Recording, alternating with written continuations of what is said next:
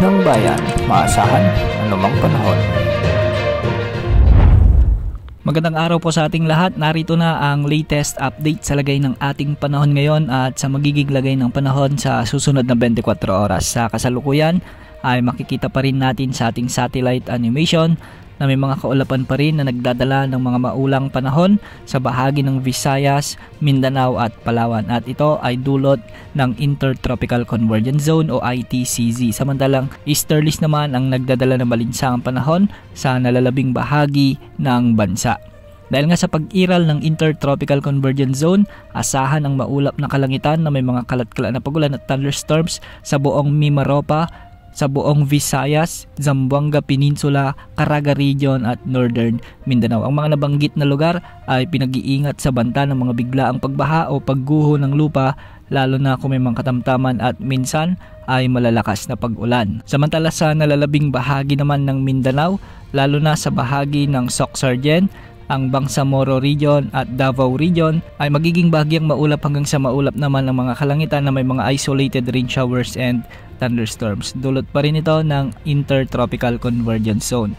Posible pa rin ang banta ng mga biglaang pagbaha o pagguho ng lupa, lalo na kung mga umiiral na severe thunderstorms. Samantala sa Metro Manila at nalalabing bahagi ng Luzon ay easterlies naman ang nararanasang panahon.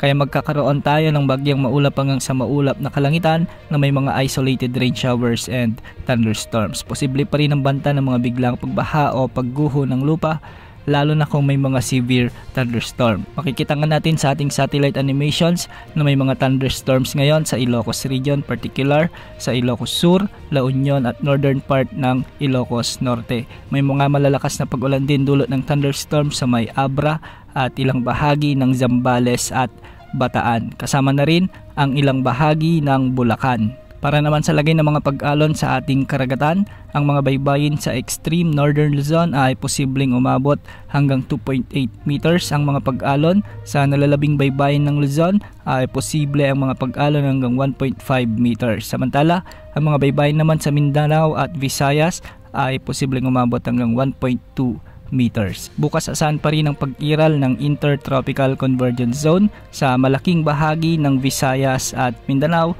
kaya posible pa rin ang banta ng malalakas na pagulan at landslide. Samantala easterlies pa rin ang mananaig na weather system bukas sa ating kapuluan, kaya maalinsangan, umainit ang panahon sa umaga hanggang tanghali, ngunit pagsapit ng hapon ay magdadala na rin ito ng mga pag-ulan, lalong-lalo na sa northern at central Luzon. Wala pa rin tayong namomonitor na sama ng panahon gaya ng bagyo o LPA na posibleng pumasok sa ating area of responsibility sa susunod na 3 hanggang 5 araw. Yan ang update sa lagay ng panahon. Ito po ang weather update ng Bayan Maasahan Anumang Panahon.